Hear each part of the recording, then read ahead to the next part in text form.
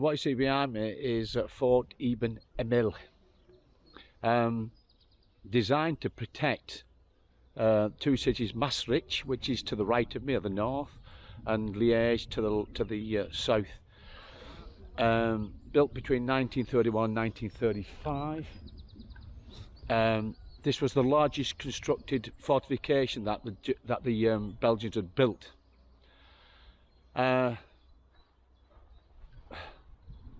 From the First World War, the Belgians and the French had learned a lot regarding fortifications, regarding type of this stuff here.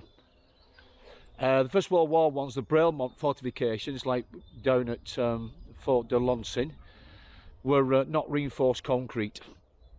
And what happened with Fort de LONCIN is a shell from a 420mm howitzer called Big Bertha hit it and destroyed it completely, with virtually one shell in one way or another.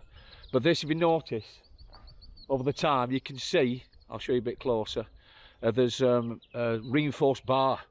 And this made a massive difference when building any reinforced structures. It was much more harder to destroy.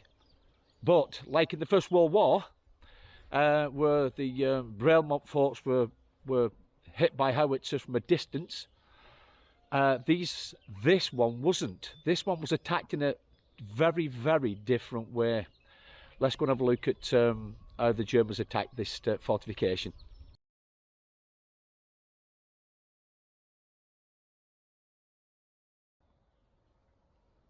You can see where the loopholes are. Obviously there have been guns up there to defend the left flank of this fortification, and then down here, where it's bricked up, would have been no doubt artillery to defend again the left hand side of it. That bricked up section could have held a 60mm anti-tank weapon. See one of the guns protruding out there, that's probably a 60mm one. That's obviously defend the front. This is the open, this is the front of the fort. Now to the top right hand side there's a searchlight. Obviously they needed that to light the place up in case of any attack from the Germans. And then the top there, and then there, you can see how the stepped embrasures are. It looks like a machine gun would have been in there. The fort's closed today. It opens Friday, Saturday and Sunday. So what I'm going to do, I'm going to have a look outside and have a walk round and have a look at some of the defensive structures that this fort comprised of. Another reason this fortification was set up on this spot, as I said before, it's sort of protecting Maastricht, which is the north, and Liège to the south, but also just over the Albert Canal is the Netherlands, and then another 12 miles or 20 kilometres further on is Germany. So you can see how close and how relevant this structure is in this position. In peacetime, this fort was manned by about 1,200 occupants, split into three groups. The first one that was usually stationed here all the time were mainly maintenance, doctors, cooks, technicians, stuff like that, needed to keep the fort running in a good manner. Now the other two were two groups of 500 called artilleries, artillerists, I think they were called. They would spend a week in here, or one group would, and then the other group would be close by in a little village, and they'd spend a week in the village and then they'd alternate between each other. So in other words, it was always manned, even though it wasn't fully manned until obviously any war broke out.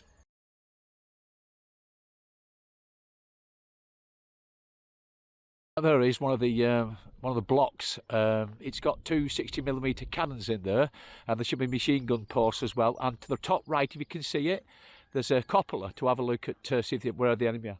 Now the idea is what they call enfilade fire, which fires across the actual fort itself in case there's anybody attacking it. And usually, if the other one is the other side, and with the main entrance to the fort there with another couple of 60mm guns, anti-tank guns, there's a good chance of catching the enemy in its sights.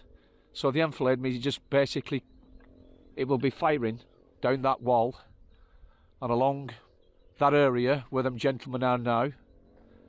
So in other words, they'll catch any enemy coming forward from this side in a crossfire.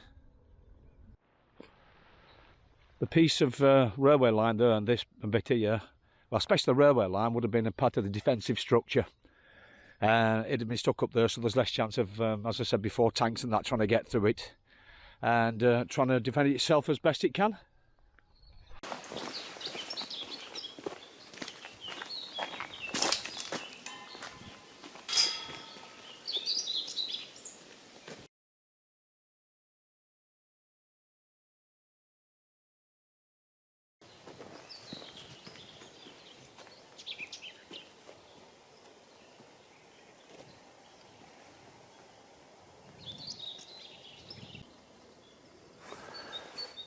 And I'm at one of the observation cupolars, just over here with the Albert Canal.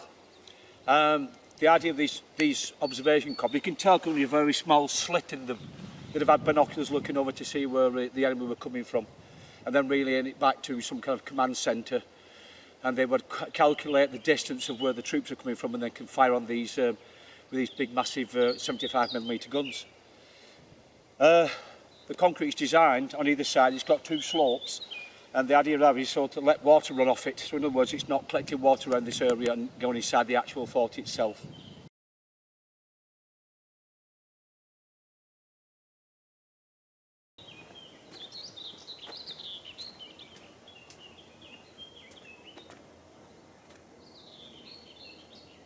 I'm sitting aside block 4, I think this one is, with a retractable rotating turret. I think it has a 75mm gun.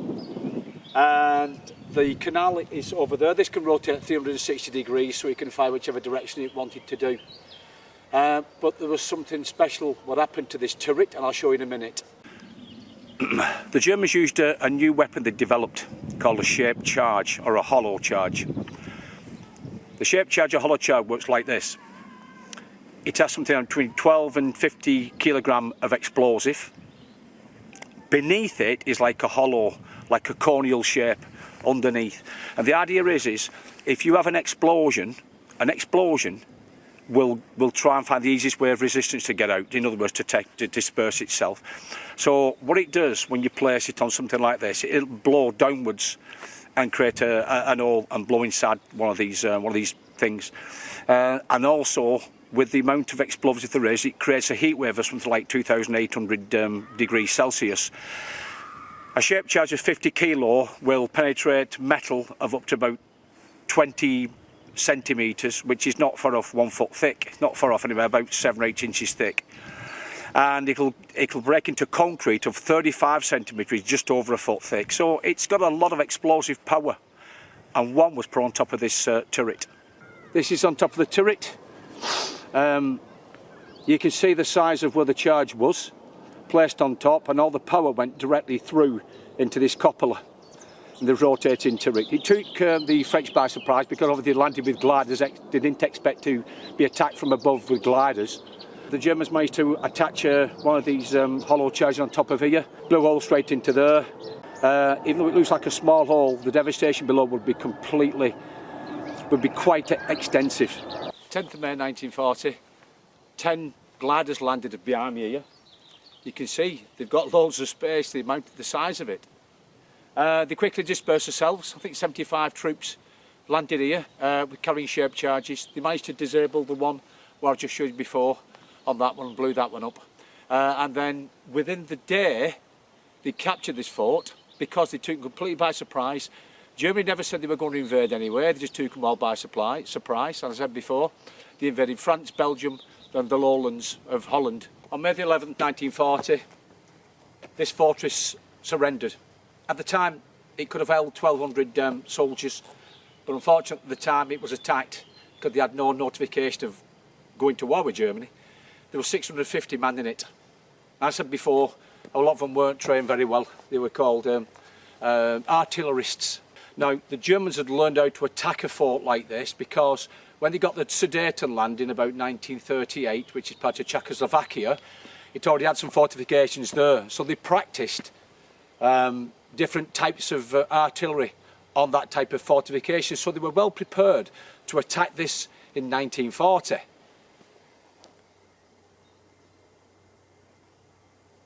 The Germans also landed 3 gliders on the Albert Canal, managed to capture 2 major bridges.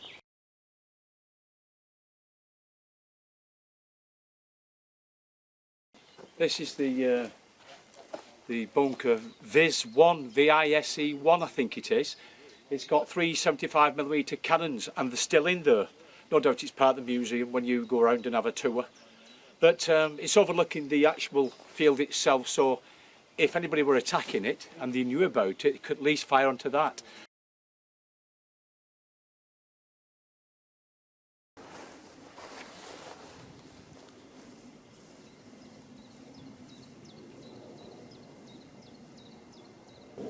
This bunker is called MEUSE, and you can see it's got machine gun posts. Apparently it was vital to protect this top part here if any troops had come up on this side, but unfortunately they were gliders. Now there's something really unusual about this.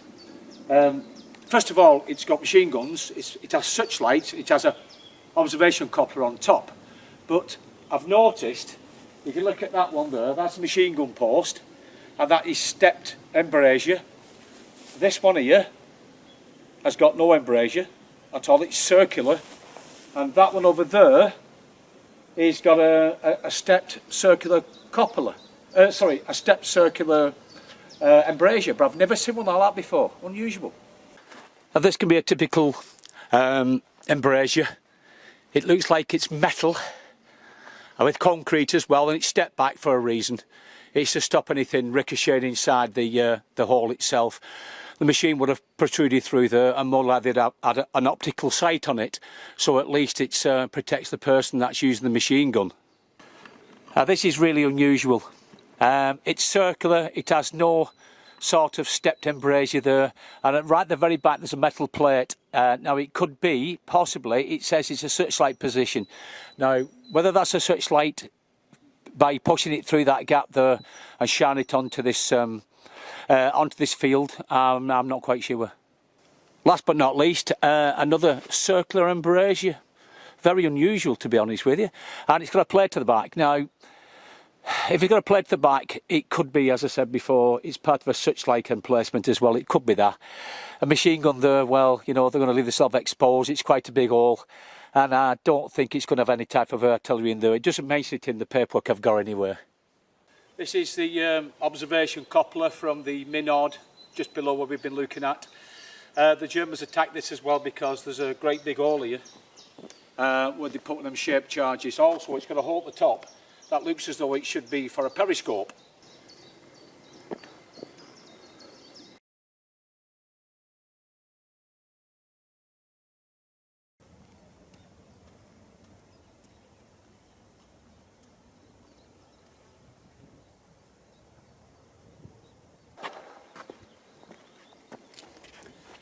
This is the Coppola 120.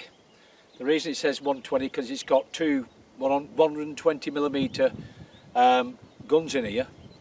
Now this no doubt will rotate. I don't think it raises because the guns are actually inside here. You can see them. Have a look, I don't think that one opens. No, but that's open. And the gun is definitely still in there. This has had one of them shaped charges on it as well. Typical circular shaped charge where it's compressed the actual steel. And then the middle part where the cone would have been, that's where the charge would have detonated inside.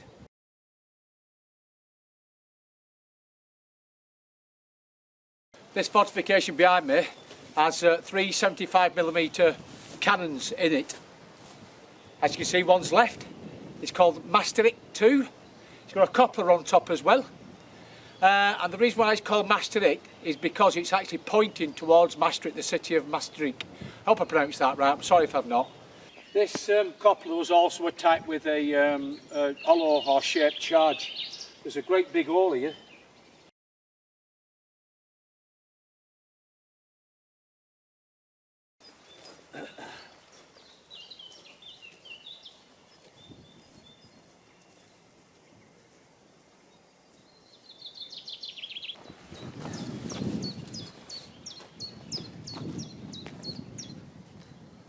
This is very similar to the VIS-1, the ISE.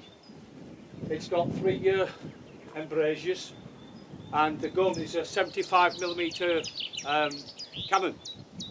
No, the other two are missing, but there's one still here yet.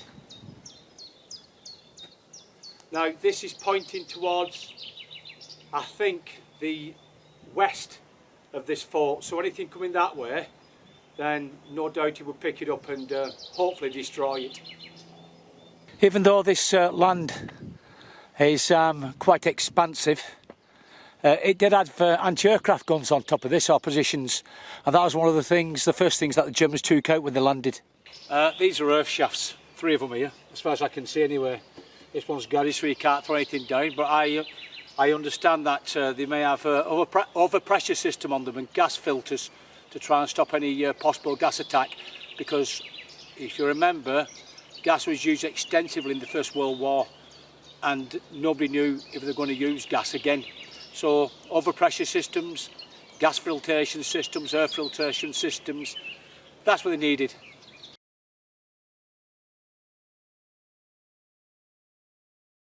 This is what looks like Block 5. Got twin 75mm guns, and it's got a machine gun in the middle. The guns are still here actually. It's in the raised position. Very similar to the ones on the Maginot Line, to be honest with you. Apparently it's a range of about 11 kilometres, which is what, 6 miles? But it can fire in 360-degree rotation of fire. So it can fire whatever the commanders tell it to. And again, shape charge.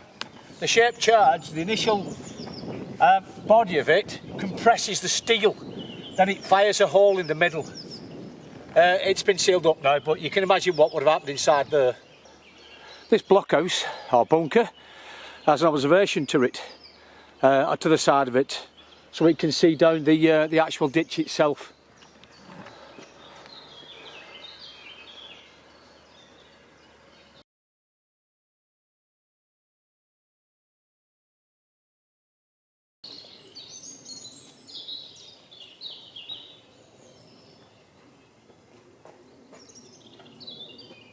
It's the biggest coupler I've ever seen. Now if you look straight up there, and there's a guard missing obviously, the only time I've seen anything like that is on the Maginot Line. Now they use something similar to that, but not as big, dropping grenades and that down to enemy that are trying to surround this place. At the moment, that's the only thing I can think it's for. The only other thing I can think it is, looks like it's not far off the entrance this is. It could be ventilation, to be honest with you. Possibly, it's just where the shafts are, they're pointing down and they've got grids on them, so it could possibly be that. I've been looking at the book and I just can't seem to find what the heck it is.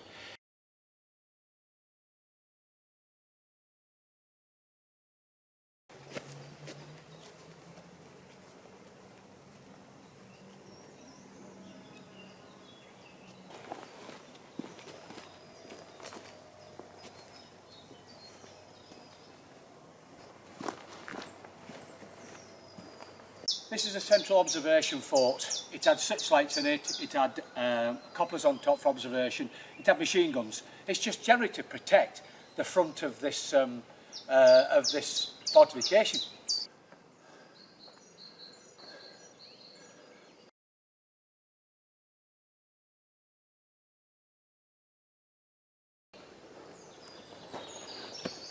This is Maastricht 1 bunker, or casemate. It's got 3 75mm guns, and they're aimed at Maastricht itself, hence the reason why it's called Maastricht. The only difference between this casemate and the other one, the Maastricht 2 one, is that this one has no coupler on top.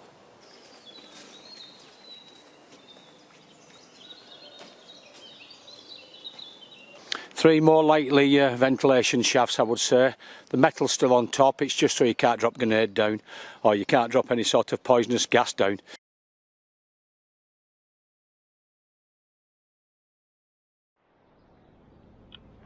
Coupler here is called Canal Sud, or the Canal Sud area, or Canal South defences.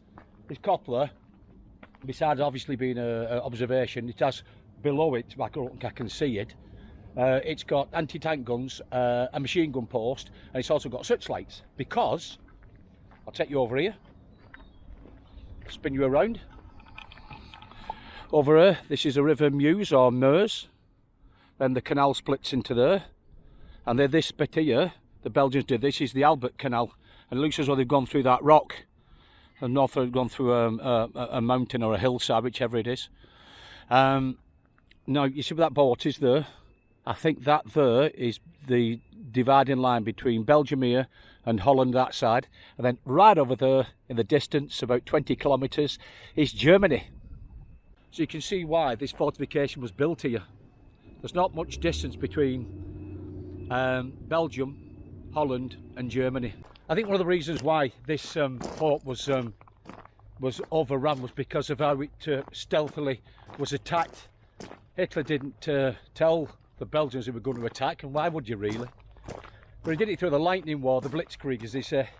Everything at that time was done very, very quickly. From 10th of May to about the 22nd of June, all the Belgium, Netherlands, France was taken.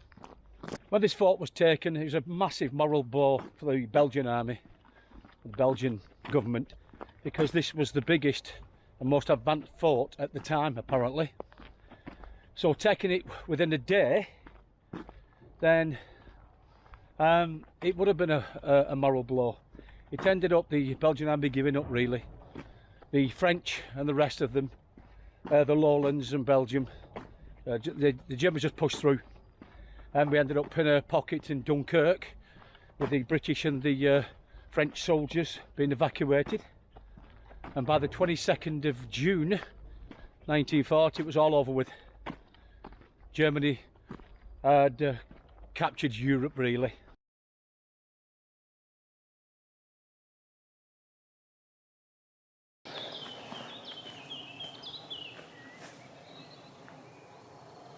Seems to be block section B, which is one of the frontal fortifications protecting the front of the casemate. It's got it looks like a 75mm anti-tank gun. It's got a machine gun, and I think that's going to be searchlight. I've got to be searchlight so low, so when it's shone onto the enemy, it blinds them. It's got to be, if it's that one. And then if you look over here, there's a doorway, so the troops can get in and out as quick as they possibly can. Now, this type of, how it's positioned, the front of the fort is over there. So it's firing across the front of the fort. It's called enfilade fire. And the idea is to trap any soldier or stop any soldier or any armoured vehicle, whatever it is, from attacking the front and going too close to the fort itself. On this left-hand side of the of Block B, it looks as though it's been attacked. You can see where the anti-tank gun would have been, and it looks as though it's had an explosion to try and destroy that anti-tank gun.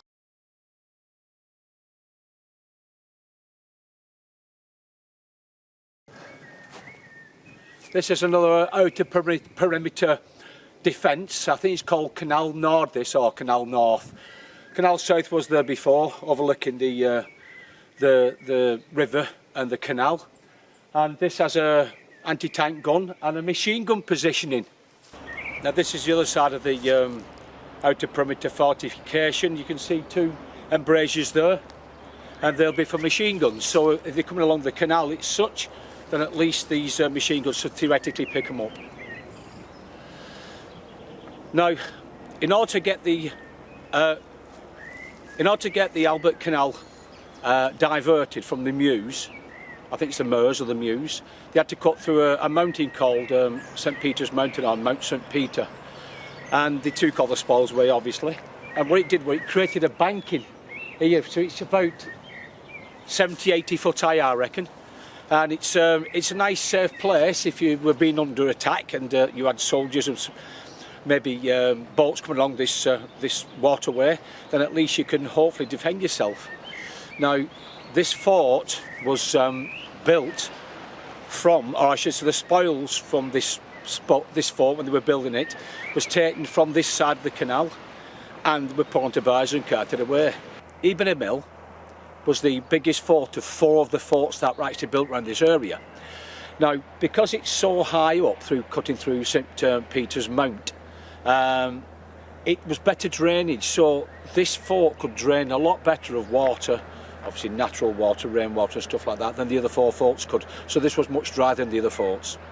This fort and the other 4 forts was recommended by a gentleman called Henri Alexis Braillemont. Braillemont was responsible for designing and building the, I think there was 12 Braillemont fortifications round Liège.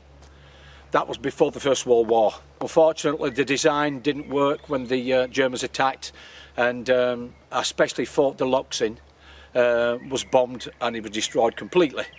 But they learned lessons from that, and this one here now, and the four other, or I should say the three other ones, were much better built. First of all, the concrete had reinforced bar, and no doubt they knew how to lay the concrete down to make sure it was all solid, and better sanitation. I don't think the Braillemont forts from pre-World War I were very good at different things like that. So the sanitation, and also the way they could actually build in, for instance, air filtration systems, overpressure systems. So in other words, there's less chance of gassing, because obviously the First World War they were gassed with mustard gas, and that was used quite a lot, I think from about 1917 onwards, something like that. So these forts were much better.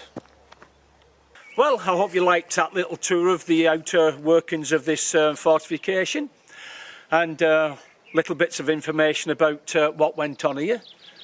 So hopefully I can get in the building tomorrow and we can have a look inside this fortification and what happened inside there. Thanks for watching, and I'll see you on the next one.